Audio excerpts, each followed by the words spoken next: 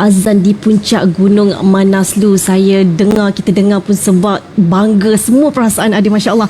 Jadi itu dia, baru-baru ini kan viral seorang anak Malaysia, Muhammad Hafiz Bachok telah berjaya menawan Gunung Manaslu pada ketinggian 8,163 meter dari aras laut.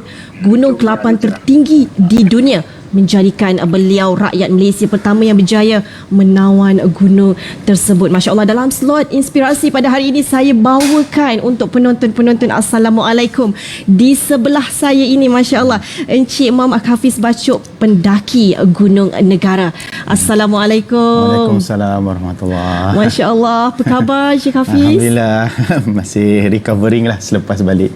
Masya Allah, Alhamdulillah, saya mewakili rakyat Malaysia dan juga mewakili Tui Al-Hijrah mengucapkan tahniah dan syabas kerana berjaya mendaki gunung dan juga melaungkan azan. Itu yang macam sangat luar biasa kan, Masya Allah. Mungkin boleh kongsikan sedikit bagaimana perjalanan, pengalaman berjaya sehingga ke puncak antara yang tertinggi di dunia jugalah, 8 tertinggi di dunia, dan bagaimana sebenarnya terdetik hati untuk melaungkan azan di atas gunung, di atas puncak tersebut. Mungkin kongsikan kepada kami, Encik Hafiz. Ya, terima kasih atas jemputan daripada TV Al-Hijrah pagi ini. Jadi pendakian saya ke Gunung Manaslu, gunung ke-8 tertinggi di dunia ni, mengambil masa 35 hari. 35? Ya, keseluruhan perjalanan ya. Jadi kita ada perjalanan daripada menuju ke base camp selama 9 hari. Kemudian daripada base camp baru kita buat persediaan untuk ke puncak lah. Jadi untuk mendaki gunung yang tinggi macam ini, kita tak boleh terus mendaki macam gunung biasa. Kita kena jalani proses penyesuaian altitude yang dinamakan acclimatization. Disebabkan badan kita ni tak boleh berfungsi dekat ketinggian yang sebegitu tinggi dengan keadaan oksigen yang rendah. Jadi kita kena sesuaikan dulu badan kita, naik dan turun, baru kita boleh bersedia untuk naik ke puncak lah. Jadi totalnya 35 hari. Alhamdulillah, pada hari 30 hari bulan Oktober, saya berjaya sampai di puncak. Begitulah, alhamdulillah, secara tak sengaja saya terdetik untuk berazan ketika tu.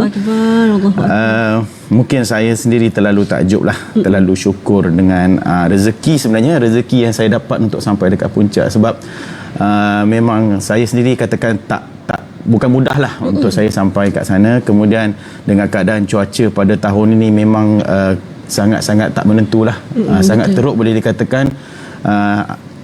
Berbanding dengan tahun-tahun sebelum ni, Gunung Manaslu cuacanya sangat teruk. Jadi ramai pendaki yang tak berjaya ke puncak. Saya antara yang Tuhan rezekikan untuk sampai ke puncak. Maka jadi saya memang sangat-sangat bersyukur. Kita menyebut nama Tuhan bila kita nampak. Secara tak sengaja saya azan. Jadi azan lah saya punya ketika tu lah. Memang sangat bersyukur sangat. Ketika apabila saya melihat visual tu, saya rasa sebab. Adakah perasaan sebab sebenarnya? Ya, terasa? Saya sendiri sampai sekarang kalau saya dengar sendiri, saya sendiri pun masih terasa sebab. Sentiasa ingat keadaan saya waktu tu. Keadaan saya memang ialah sangat susah. Kita susah nak bernafas. Saya menggunakan oksigen. Kemudian nak sampai ke tempat yang tinggi, keadaan dia bahaya. Dia lereng yang memang sangat sempit. Dan kemudian dengan suasana sejuk, angin yang kuat. Jadi sebenarnya saya sendiri tak sangkalah kita ada kekuatan. Sebab sebenarnya waktu tu kita nak bercakap pun susah sebenarnya. Sejuk. Ya, keadaan kita punya jantung kita degupannya sangat kuat, laju. Jadi ada tenaga untuk azan tu memang saya rasa sebenarnya satu rezeki lah juga untuk saya. Dan bukan setakat azan, saya menyanyikan lagu Negaraku, Masya Allah, di puncak bersama rakan pendaki saya RJ Nagarajan. Saya berdua untuk mendaki Gunung Manaslu ni daripada Malaysia. Jadi kami adalah tim pertama Malaysia yang sampai ke puncak Gunung Manaslu. Allahu Akbar, syabas, tahniah. Sangat menakjubkan sebenarnya. Jadi mungkin boleh kongsikan, tadi Encik Hafiz ada kongsikan banyak cabaran, banyak dugaan, banyak rintangan. Mungkin kongsikan sikit kepada kami, apa cabaran, dugaan, rintangan yang dihadapi untuk sampai ke puncak tersebut? Semasa pendakian ni memang pertama sekali adalah cuaca. Ya, untuk kali ni cuacanya agak memang sangat, boleh dikatakan sangat teruk lah untuk tahun ni. Berlaku runtuhan salji beberapa kali, berlaku runtuhan salji, avalanche, dan 3 orang meninggal sepanjang musim pendakian ini.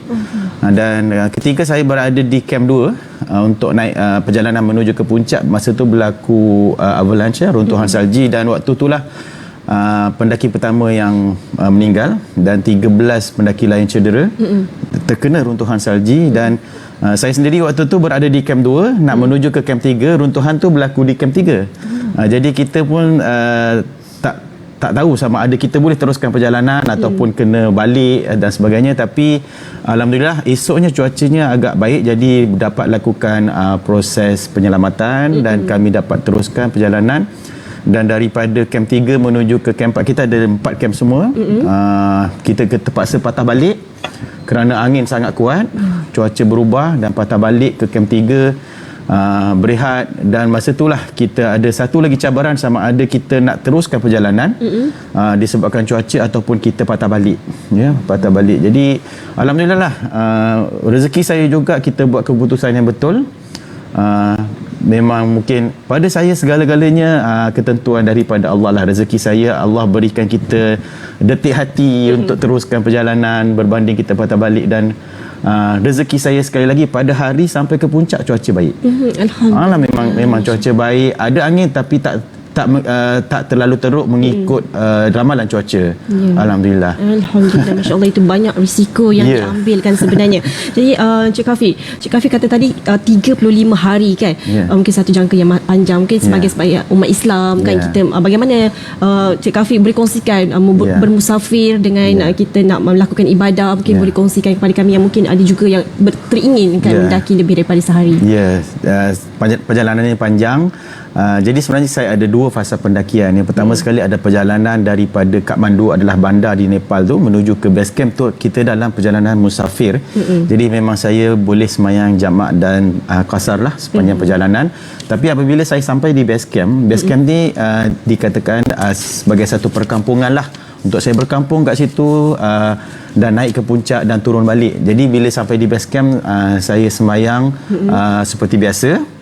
Tapi bila ada kesukaran waktu kita tak cukup masa, kita dibolehkan untuk jamak, tapi sembahyang secara tamam lah, maksudnya sembahyang lengkap tidak kasar. Jadi itu satu kemudahan yang selalu, maknanya rukhsah kita panggil rukhsah untuk kita pemudahkan solat, kemudian untuk wuduk. Keadaan sejuk, jadi kita boleh bertayamum ataupun ada masa kita boleh gunakan air panas lah. Jadi alhamdulillah kita pun dah bersedia untuk melakukan ibadah dalam keadaan yang sukar yang macam itu. Pada hari puncak, naik ke puncak mendaki lagi susah lah. Keadaannya curam, kita nak sembahyang macam mana, kita sembahyang juga walaupun keadaan curam, mengikut kemampuan kita.